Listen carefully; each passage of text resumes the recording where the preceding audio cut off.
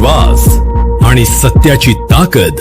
MB news, आपली बातमी, आपलं सत्य.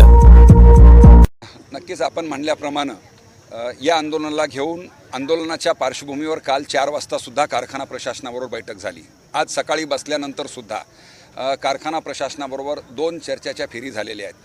परंतु ज्या पद्धतीची भूमिका कारखाना प्रशासन घेत आहे यामधून फार मोठा शंका आम्हा सगळ्या आंदोलनकर्ते आणि ऊस उत्पादक शेतकऱ्यांच्या मनामध्ये निर्माण झालेली आहे. चर्चेमध्ये ठेवलेल्या तारखाला बिल अदा करू आणि जेव्हा आम्ही अंडरटेकिंग मागतो आहे, जेव्हा आम्ही लेखी मागतो आहे, त्यावेळेस मात्र कारखाना प्रशासन कचकाऊ भूमिका घेत आहे.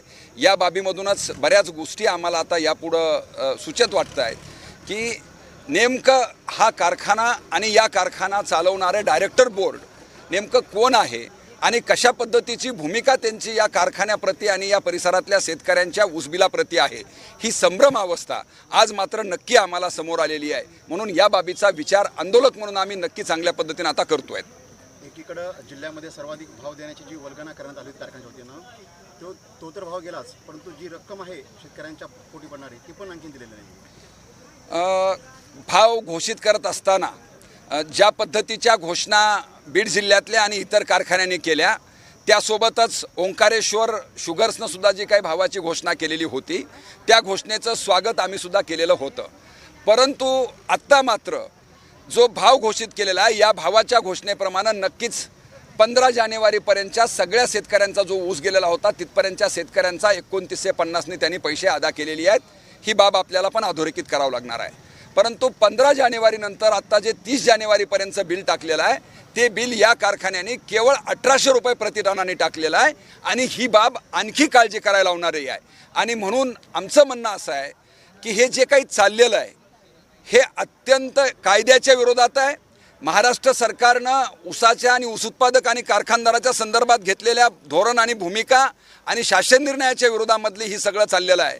म्हणून आमची मागणी सरळ आहे की या कारखान्याने शुगर कॅन ॲक्ट ऑर्डरप्रमाणे 15 दिवसाच्या आत एकतर बिल टाकणं अपेक्षित आहे. जर नसल टाकलं तर ते 15% व्याजानं देणं अपेक्षित होतं. तेही न देता आता तर उलट पक्षी अद्यापही घोषणा केलेलं तर लांब, परंतु आणखी कुठलंच बिल यांनी टाकलेलं नाही आहे. उलट कमी पैसे टाकून शेतकऱ्यांमध्ये प्रचंड संभ्रम आणि एक चिंतेचं वातावरण हे कारखानदार निर्माण करतायत. ही बाब शासनानं अधोरेखित करावी अशी आमची आपल्या मार्फत मागणी करतोय. आंदोलन असंच चालू राहणार.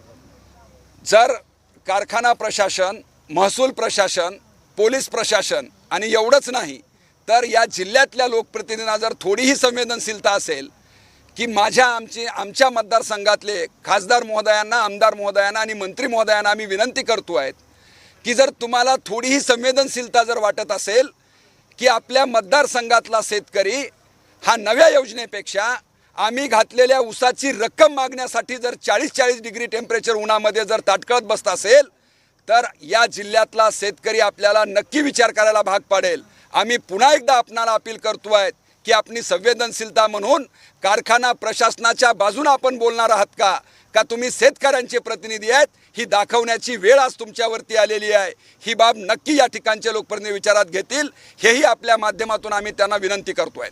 सोशल मीडियाच्या माध्यमातून चुकीच्या बातम्या देखील पसरवल्या जातात. वर्तमानपत्र असतील किंवा सोशल मीडियाच्या माध्यमातून कारखाना प्रशासनाने एवढं बिल दिलं, एवढे पैसे अदा केले अशी देखील पसरवून कुठेतरी आंदोलन मोडीत करायचे, आंदोलनात येणारे शेतकरी कुठेतरी थांबवले जातात. एकूण कारखानदारांची मोडस ऑपरेंडीच ही असते की जेव्हा जेव्हा आपल्या विरोधामध्ये शेतकरी कामगार एकजूट होत असतात त्यावेळेस ते आंदोलन फोडण्यासाठी वेगवेगळे फंडे हे वापरत असतात. त्याच्यापैकी हाच एक फंड आहे की खोटं बोल आणि रेटून बोल. ज्या पद्धतीचं सबंध राजकारण देशभरात आणि राज्यभरात चाललेलं आहे त्याच मोडस ऑपरेंडी या कारखान्याचे मालकसुद्धा करतायत.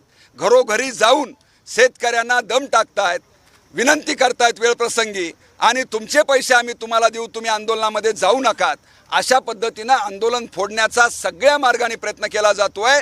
बॉन्सर आणून शेतकऱ्यांना दहशत निर्माण करायचा प्रयत्न केला जातोय.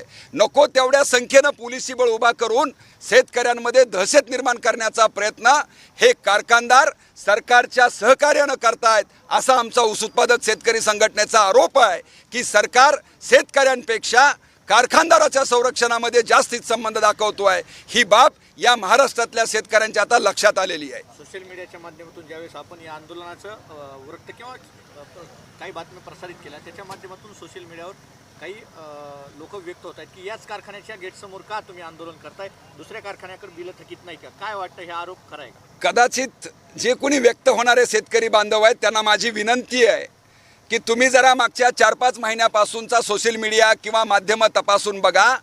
हे आंदोलन करताना ह्या ऊस उत्पादक शेतकरी संघर्ष समितीनं कुठल्याही कारखान्याचा दुजाभाव केलेला नाही आहे. हे ऊस उत्पादक शेतकऱ्यांचं आंदोलन शेतकरी जात याच मूळ मुद्द्यावरती उभा राहिलेला आहे. त्याच्यामुळं कोण्या पक्षाचा कारखाना आहे, कोण्या जातीचा, कोण्या धर्माचा कारखाना आहे, ह्या शेतकरी ऊस उत्पादक संघर्ष समितीनं बघितलेलं नाही आहे.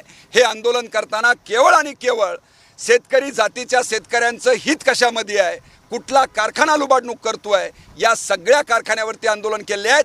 आम्ही आत्ताही आपल्यामार्फत सांगू इच्छितो आहेत की जय महेश्वरसुद्धा हे आंदोलन होणार आहे. एवढंच नाही, देशमुख ग्रुप जो आहे 21चा, त्यांच्याही घरावर ऊस उत्पादक शेतकरी जर बिल नाही दिलं तर जाणार आहेत. हा संदेश तुमच्या माध्यमातून आम्ही देतो आहे.